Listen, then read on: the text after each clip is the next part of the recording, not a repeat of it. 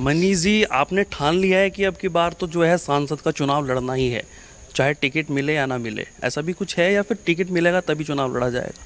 नहीं, ऐसा कुछ नहीं है। देखिए, ये बिल्कुल सरासर गलत बात है। बहुत क्लियर है। मैं पहले से कहता आ रहा हूँ और आज भी कह रहा हूँ, मेहनत कर रहा हूँ। मेहनत कोई आज ही नहीं कर रहा हूँ, मेहनत काफ़ी टाइम से कर रहा हूँ। लोगों के बीच में जा रहा हूँ, लोग प्यार दे रहे हैं। और मैं तो ये भी कहूँगा कि मैं अगर यहाँ पर हूँ तो मैं लोगों के बुलाने पर यहाँ पर हूँ। तो मैं 100% आपको आश्वस्त करता हूँ, आप मेरी बात नोट कर लीजिएगा।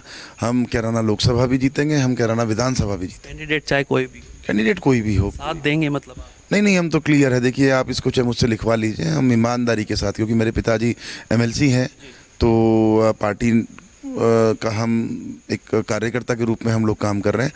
तो पूरी ईमानदारी के साथ पार्टी का जो भी निर्णय होगा हम उसमें साथ रहेंगे। ये एक नेता बोल रहा है या मनीष चौहान बोल रहे हैं? नहीं, ये नेता भी और मनीष चौहान दोनों ही बोल रहे हैं। मैं अपने दिल की बात बोल रहा हूँ, ये नेता नहीं है।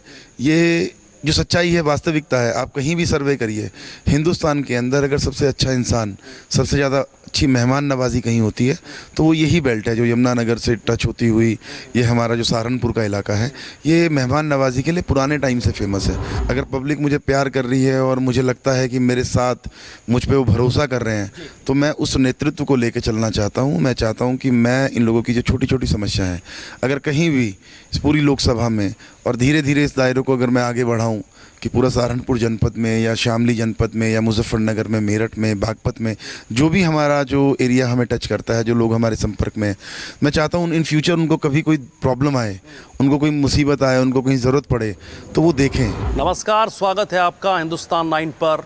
मैं हूँ रजत शर्मा। लगातार हम चुनावी कवरेज आपको दिखाई रहे हैं क्योंकि दोनों तरफ से बिगुल बच चुका है। उधर 26 पार्टी एकजुट हो चुकी है तो दूसरी तरफ एनडीए ने भी 38 दलों को एकजुट कर लिया है।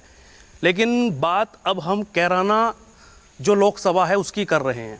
लगातार आपको अपडेट दे भी रहे हैं, आप देख भी रहे हैं कि कैराना लोकसभा में क्या चला हुआ है।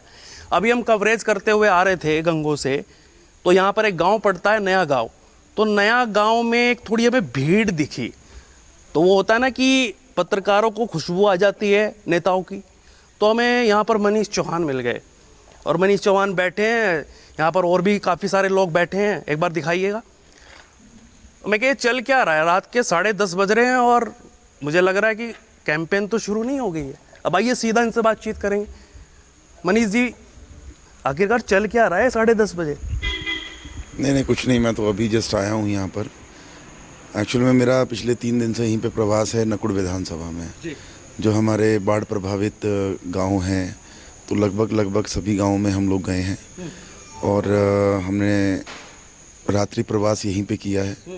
जैसे कि परसों में था सौंधेबांस गांव पड़ता है हमारा, जहाँ से लोकसभा शुरू होती है। उसके बाद कल मैं रुका गांव झरोली में, आज नया गांव में हूँ। तो बस अभी जस्ट पहुँचे ही हैं हम लोग। यहाँ पर बैठे थे नए गांव में आकर, तभी आपकी गाड़ी आ गई। तो यहाँ पे तो मुझे लग नहीं रहा कहीं पे कोई बाढ़ से ग्रस्त है। यहाँ पर नए गांव में रुकने का क्या मुख्य उद्देश्य? नहीं, मैं पीछे से रुकता हुआ आ रहा हूँ। तो जैसे बाढ़ प्रभावित जो एरिया है, तो करके लगभग 10-15 गांव डेली किए हैं। तो एक मकसद है कि जो हमारी लोग हैं यहाँ पर, जहाँ से लोकसभा हमारी शुरू होती है, तो सभी लोगों से मिलना जुलना, उनके साथ रुकना, थोड़ा सा उनका हालचाल जान लेना है। इससे थोड़े से और संबंध, क्योंकि सब रिश्तेदारियाँ हैं नए गाँव में। एक तरह से मेरे चाचा जी की मतलब ये ससुराल है, मेरे मामा हैं यहाँ के। तो बस आज यहाँ रात्रि रुक रहे हैं लोग। लोगों के साथ में कहीं चुनाव प्रचार तो शुरू नहीं हो गया है अभी? कोई टिकट का पता नहीं है, कोई बात अभी तक सामने नहीं आई है। टिकट की दौड़ लगातार हो रही है दोनों तरफ से। क्या लग रहा है अब की बार, जिस तरीके से आप भी, अभी मुझे लग रहा है कि देखो, आप बताएं या ना बताएं, मुझे तो लग रहा है कि चुनाव प्रचार शुरू हो गया है। अब उसका बताइए, आप उसका जवाब दीजिए। नहीं, मैं क्लियर कह रहा हूँ, चुनाव प्रचार चल रहा है हमारा। हम लोग लोकसभा 2024 की तैयारी कर रहे हैं। हमें तीसरी बार माननीय प्रधानमंत्री नरेंद्र मोदी जी को प्रधानमंत्री बनाना है। तो पार्टी के लिए काम कर रहे हैं, घर घर जा रहे हैं, घर गांव दर गांव जाकर जो बेसिक समस्याएं हैं उनका निस्तारण करने की कोशिश कर रहे हैं। सरकार हम लोगों की है, यहाँ पर विधायक हमारे हैं, सांसद जी हमारे हैं, एमएलसी साहब हैं। तो हम लोग पार्टी के कार्यकर्ता हैं। तो गांव दर गांव जाकर पार्टी को चुनाव जिताने का काम कर रहे हैं कि सांसद जिस तरह 2019 में चुनाव यहाँ से सांसद जीते हैं, बीजेपी भारतीय जनता पार्टी जीती है, तो 2024 में भी उसी तरीके से हम मेहनत करके भारतीय जनता पार्टी को जिताने के लिए लगातार काम कर रहे हैं। तो क्या लग रहा है, सांसद जो अभी हैं बढ़िया काम करा है उन्होंने, क्या रिस्पॉन्स मिल रहा है जनता से? क्या आपकी बार फिर प्रदीप चौधरी कोई सांसद चाहती है जनता? देखो, वो सवाल तो आप जनता से पूछिएगा, उस बारे में तो मैं क्या कहूँ।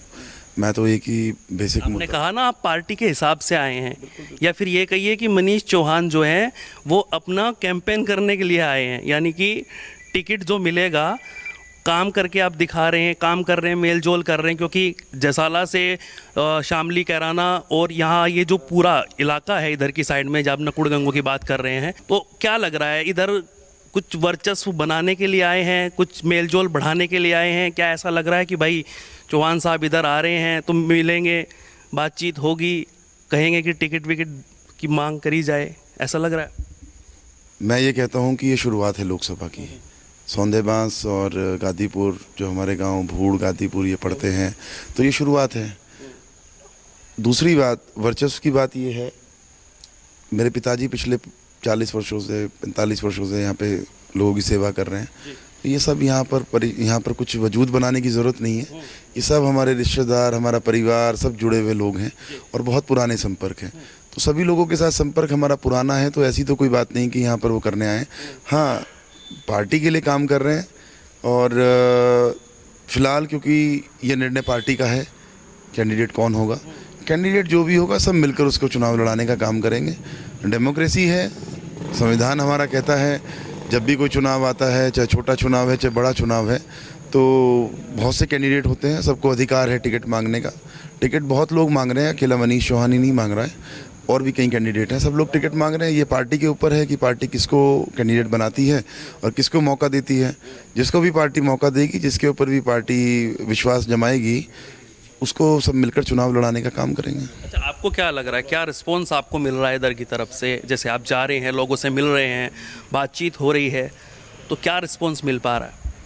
देखो, मुझे तो, मैं कहता हूँ कि 3 दिन में इतना आनंद आया, मेरा चौथा दिन हो जाएगा, मुझे इतना आनंद आया कि कुछ बचपन की यादें ताज़ा हुई। जिस तरीके से मैं जहाँ गया, जैसे मैं सौंदेबांस की बात करूँ तो वहाँ पर लाइट नहीं थी, उस समस्या को हमने रखा है, उसका समाधान भी हम जल्द कराएंगे। आए हैं यहाँ पर तो कुछ जैसे बंधा बनना है, मेरी माननीय विधायक जी से बात हुई, हमारे फूफा जी हैं वो यहाँ से विधायक हैं, तो उनसे भी बात हुई हमारी।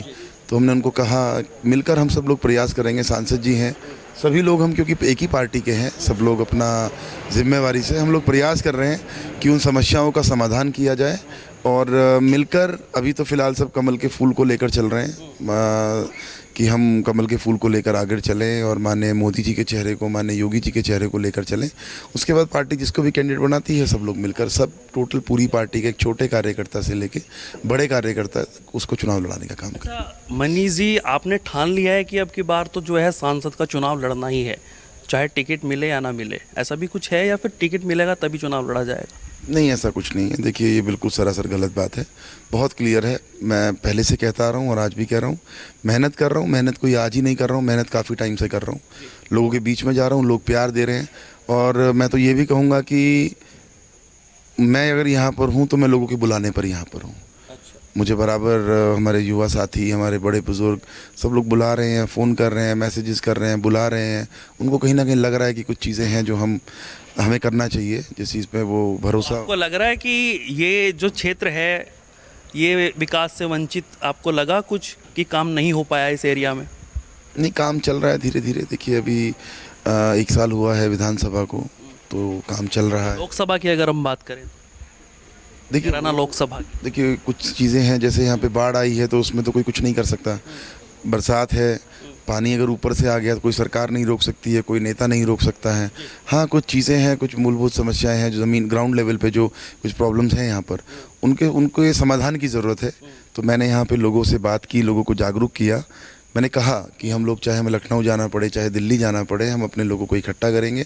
और जैसे बांध बनाने की समस्या है, कुछ गांव में बिजली की समस्या है, झरोली से एक समस्या आई है कि वहाँ पर एक हॉल्ट बनना चाहिए, रेलवे वहाँ पे स्टेशन तो नहीं बन सकता, बट एक हॉल्ट बन जाए तो उससे बहुत आसानी हो जाएगी। जो यूपी के लोग हैं, जो ज़्यादातर पैसेंजर यहीं से जाते हैं, तो ये छोटी छोटी समस्याएं हैं जो हम कोशिश करें, लोगों के लिए बहुत बड़ी हैं, हम लोग प्रयास करेंगे तो शायद वो हमें बहुत छोटी लग रही हैं और हम समझते हैं कि उसका समाधान कर देंगे, क्योंकि बड़ी बड़ी योजनाएं सरकार लेकर आई है। कई कई हज़ार करोड़ के फ्लाईओवर्स बन रहे हैं, कई कई हज़ार करोड़ की सड़कें, नेशनल हाईवेज़ बन रहे हैं और ब्रिजेस बना रही है सरकार। तो हम समझते हैं कि अगर 1000-1500 करोड़ रुपया सरकार का हम यहाँ लगवा दें, परियोजना तैयार हो, कुछ परियोजना पेंडिंग पड़ी हैं, वो लोग अगर उन योजनाओं को हम लोग अगर ग्राउंड लेवल पर उतार दें और वो लागू हो जाएं और काम शुरू हो जाए, तो मैं समझता हूँ जो बाढ़ से हाहाकार मचा है, जो प्रॉब्लम यहाँ पे लोगों को फेस करनी पड़ी है, वो आने वाले समय में फेस नहीं करनी पड़ेगी। अच्छा मनीष जी, आपने कहा कि बिजली की समस्याएं है, किस गांव की बात आपने की? ये सोंधेबास हमारा एक गांव पड़ता है। बेसिकली वो गांव कैराना लोकसभा का स्टार्टिंग का मतलब उधर से स्टार्ट मैं मानता हूँ, लेकिन वो यमुनानगर साइड से, क्योंकि अभी यमुना बीच में है, वो यमुना के उस पार है। तो अगर पुल बन जाता है यमुना के ऊपर, तो फिर वो गांव डायरेक्ट कनेक्टिविटी उसकी यूपी से जुड़ जाएगी। नहीं तो फिर हमें हरियाणा से जाना पड़ता है उस गांव के लिए। मुझे वहाँ जाने में 1.5 घंटा लगा, क्योंकि वहाँ बिजली लाइन यूपी से गई हुई है, तो यमुना के बीच से गई हुई है। तो यमुना में जब पानी ज़्यादा आया तो वो सारे तार टूट गए, खंभे टूट गए, वो बह गए। अच्छा वहाँ रहे आप? हाँ हाँ, मैं रात को वहीं रहा। तो मनीष चौहान जी एसी में रहने वाले, ऐसे कैसे गुजारा किया रात में? कुछ लगा नहीं कि गर्मी लग रही है या कुछ अलग तरीके से अरेंजमेंट हुआ हो फिर? नहीं नहीं, कोई अरेंजमेंट नहीं। मैं कहता हूँ कि मुझे अभी पहले जिस गांव से आया हूँ, तो वहाँ मैंने अपना ये एक्सपीरियंस भी साझा किया है और आपके मीडिया के माध्यम से भी, आपके द्वारा भी मैं इसको शेयर करना चाहूँगा। मुझे अपना 20 साल पुराना जो जीवन था, जो एक साधारण जीवन हम लोग जीते थे, जब एसी नहीं थे, कूलर वगैरह भी नहीं थे, तो वो टाइम याद आ गया और मुझे इतना आनंद आया, इतना शुद्ध वातावरण।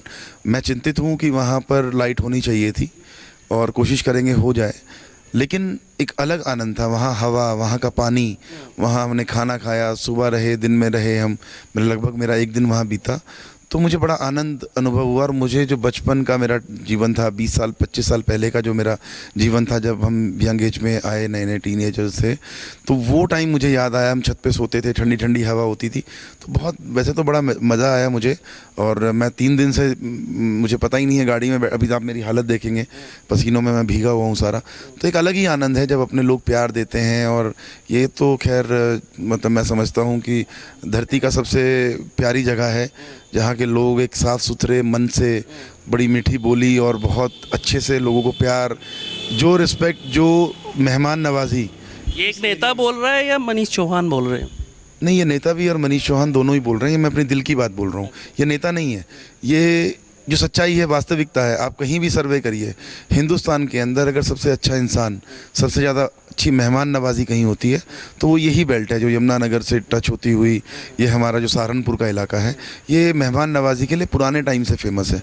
तो यहाँ के लोग बड़े शांत स्वभाव के। मनीष जी, आपने कहा कि 2-3 दिन हो गए लगातार आप गाँव दर गाँव जाकर मिल रहे हैं लोगों से, जो भी आपने बताया अभी। तो ये प्रोग्राम जो है वो कब तक चलने वाला है, या फिर इधर की साइड का अलग है, उधर की साइड का अलग है, जो आपका एरिया पड़ता है?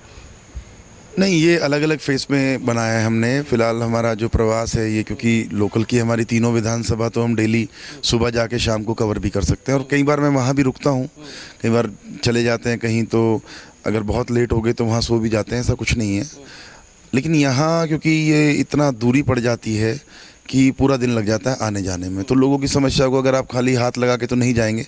तो मैंने मन बनाया है, क्योंकि मेरा रिश्ता जिस तरीके से अभी पिछले कुछ टाइम से लोग मुझे बुला रहे हैं, मुझे प्यार दे रहे हैं, तो मुझे लग रहा है कि शायद आप फंदपुरे में आए हैं, आपकी लोकप्रियता बढ़ी है, तब की बात कर रहे हैं ना? नहीं, लोकप्रियता वाली बात नहीं मैं करूँगा, लेकिन पहले से भी है, लेकिन अब थोड़ा सा एक ज़्यादा आना जाना हुआ है। लोग चाह रहे हैं कि मैं उनके पास आऊँ, तो मैं चाहता हूँ कि ये जो मेरा शेड्यूल है ये बराबर बनता रहे।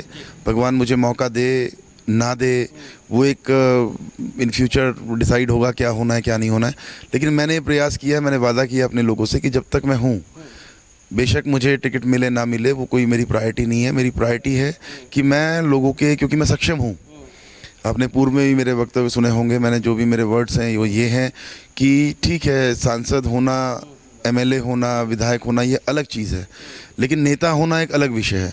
अगर पब्लिक मुझे प्यार कर रही है और मुझे लगता है कि मेरे साथ मुझ पे वो भरोसा कर रहे हैं, तो मैं उस नेतृत्व को लेके चलना चाहता हूँ। मैं चाहता हूँ कि मैं इन लोगों की जो छोटी छोटी समस्या है, अगर कहीं भी इस पूरी लोकसभा में और धीरे धीरे इस दायरे को अगर मैं आगे बढ़ाऊँ कि पूरा सहारनपुर जनपद में या शामली जनपद में या मुजफ्फरनगर में, मेरठ में, बागपत में, जो भी हमारा जो एरिया हमें टच करता है, जो लोग हमारे संपर्क में, मैं चाहता हूँ इन फ्यूचर उनको कभी कोई प्रॉब्लम आए, उनको कोई मुसीबत आए, उनको कहीं ज़रूरत पड़े तो वो देखें।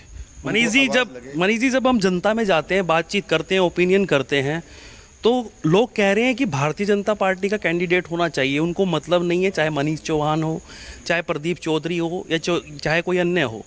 लेकिन बात यहाँ पर आ रही है कि अब की बार जिस तरीके से गठबंधन हुआ है, 38 दल जो एनडीए के साथ में आए हैं, उसको लेकर कह रहे हैं कि सबसे पहली बात बेरोजगारी और महंगाई को लेकर आ जाती है। आप देख रहे होंगे, आप क्षेत्र घूम रहे हैं, पूरा इधर का इलाका भी आपने देखा हो, कहीं ना कहीं आपके पास कोई सवाल आया जनता का कि भाई कुछ भी कर लो, ये भारतीय जनता पार्टी जो कर रही है इसमें महंगाई और बेरोजगारी पर ध्यान दे लो, ऐसा आया आपके संज्ञान में कुछ? देखिए, मैं आपको ईमानदारी से बताऊंगा, इसमें बिल्कुल झूठ नहीं है। कहीं एक व्यक्ति ने हमसे इस बारे में बात नहीं की, ना कोई चर्चा हुई। मोदी जी के, योगी जी के काम से लोग इतने संतुष्ट हैं, जिस तरह का सुशासन यहाँ मिल रहा है। और देखिए, कुछ समस्याएं हैं वो जीवन भर रहेंगी, लेकिन मुझे संतुष्ट लगे लोग, वो काम से प्रभावित हैं। कुछ समस्याएं हैं, जैसे बाढ़ आई अभी, तो इस इलाके में जिस बेल्ट से हम घूम रहे हैं, इस बेल्ट में बड़ा दिक्कत आई है। ये आप चले जाइए डिंडूखेड़ा, ईसुपुर तक, लास्ट तक चले जाएं तो सब जगह ये दिक्कत आई है, नुकसान हुआ है किसानों का। तो उस समस्या के अलावा किसी और बारे में मुझे नहीं लगता किसी ने चर्चा की हो। सब खुश है। आप गांव दर गांव जा रहे हैं, लगातार कुछ किसान ये भी कहते हैं कि भारतीय जनता पार्टी जो है वो किसान विरोधी पार्टी है।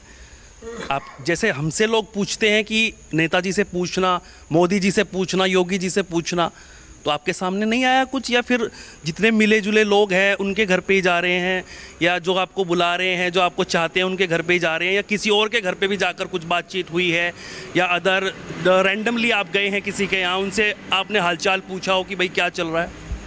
नहीं, मैं सभी के यहाँ जा रहा हूँ, जहाँ जहाँ भी कुछ लोग बुला भी रहे हैं और कुछ मुझे कहीं भी मिल जाते हैं तो मैं मिलता हूँ उनसे। तो गांव दर गांव हम जा रहे हैं, लेकिन मैं सच्चाई बता रहा हूँ, ऐसी कोई समस्या नहीं आई। सब लोग बहुत खुश हैं, बड़े संतुष्ट हैं, और मुझे उम्मीद है कि भारतीय जनता पार्टी दोबारा यहाँ पर अपना झंडा फहराएगी और बहुत मजबूती के साथ हम लोग यहाँ से ये सीट जीतने का काम करेंगे। जी, जिस तरीके से विपक्षी पार्टियाँ हैं, आरएलडी और सपा का गठबंधन की बात है, तो कई नाम निकल कर सामने आ रहे हैं, तो क्या आपकी बार छाड़ सकते हैं कैराना लोकसभा को? आपको लग रहा है थोड़ा, अगर दिमाग में आ रहा हो कुछ कि हाँ भाई, समीकरण देख रहे होंगे आप, क्योंकि आप अपना खुद का वजूद रखते हैं, और पूरा आपके पिताजी हो गए और इधर के जितने भी भारतीय जनता पार्टी के जितने भी बड़े नेता हैं, आपको कहीं ना कहीं लग रहा है कुछ कि भाई अब की बार गड़बड़ हो सकता है मामला? 1% भी नहीं। देखिए, मैं अपनी, जब बात यही है तो हम लोग अपनी तैयारी कर रहे हैं। जहाँ तक मैं समझता हूँ कि पार्टी अगर भरोसा करती है, क्योंकि लोग ये कह रहे हैं कि भाई टिकट की दौड़ में कहीं पार्टियां टूट ना जाए और जो वोट बैंक है वो छिटक ना जाए कहीं, क्योंकि इस बात से आप निश्चिंत रहिए, भारतीय जनता पार्टी का वोटर है। प्रत्येक कार्यकर्ता, जितने हमारे लोग हैं, जितने हमारे जनप्रतिनिधि हैं, हम 1001% पूरी ईमानदारी के साथ सब लोग मिलकर भारतीय जनता पार्टी को जिताने का काम करेंगे, कैंडिडेट कोई भी हो। तो ये तय है, मैं कैंडिडेट बनता हूँ नहीं बनता हूँ वो मैटर नहीं करता। हमारे में जितना सामर्थ्य है, हम पार्टी को चुनाव लड़ाकर पार्टी को जिताने का काम करेंगे। अक्सर सवाल उठाते हैं लोग कि भाई आपकी जो कैराना लोकसभा है, वो कैराना विधानसभा है, माफ़ कीजिएगा, कैराना विधानसभा आप नहीं जीत पा रहे हैं। कई बार आप कैराना विधानसभा हार चुके हैं, यानी कि भारतीय जनता पार्टी हार चुकी है। तो लोग कह रहे हैं कि उनसे विधानसभा तो संभाली नहीं जा रही, क्या वो लोकसभा को संभाल पाएंगे? ये जनता का सवाल है, बुरा मत मानिएगा। देखिए, फिलहाल भी कैराना लोकसभा तो भारतीय जनता पार्टी जीती हुई है, विधानसभा हार गई है। कुछ समीकरण कई बार हो जाते हैं, और हम उम्मीद करते हैं कि अगली बार हम विधानसभा भी जीतने का काम करेंगे, और लोकसभा तो हम जीतेंगे। तो मैं 100% आपको आश्वस्त करता हूँ, आप मेरी बात नोट कर लीजिएगा। हम कैराना लोकसभा भी जीतेंगे, हम कैराना विधानसभा भी जीतेंगे। कैंडिडेट चाहे कोई भी, कैंडिडेट कोई भी हो, साथ देंगे मतलब आप? नहीं, हम तो क्लियर है। देखिए, आप इसको चाहे मुझसे लिखवा लीजिए, हम ईमानदारी के साथ, क्योंकि मेरे पिताजी MLC हैं, तो पार्टी का हम एक कार्यकर्ता के रूप में हम लोग काम कर रहे हैं, तो पूरी ईमानदारी के साथ पार्टी का जो भी निर्णय होगा हम उसमें साथ रहेंगे। तो देखिए हमारे साथ मनीष चौहान मौजूद हैं और ये जो है एक प्रोग्राम लेकर निकले हुए हैं। इनका रोड मैप जो है वो इधर नकुड़ गंगो और इधर की तरफ लगातार वो प्रोग्राम कर रहे हैं और बातचीत कर रहे हैं, लोगों से मिलजुल रहे हैं। लेकिन ये हमें मिले और हमने इनसे बातचीत की कि आखिरकार मामला क्या है, क्योंकि लेट नाइट है, 11 बजने वाले हैं और वो आपने सुन ही लिया कि किस तरीके से उन्होंने अपनी बात रखी। ऐसे ही लगातार हम अपडेट आपको आगे भी देते रहेंगे। जुड़े रहिए लगातार हिंदुस्तान 9 न्यूज़ नेटवर्क के साथ और पल पल की अपडेट लगातार आपको यूं ही मिलती रहेगी, चाहे मनीष चौहान की बात हो, चाहे और अन्य दलों के नेताओं की बात हो। नमस्कार।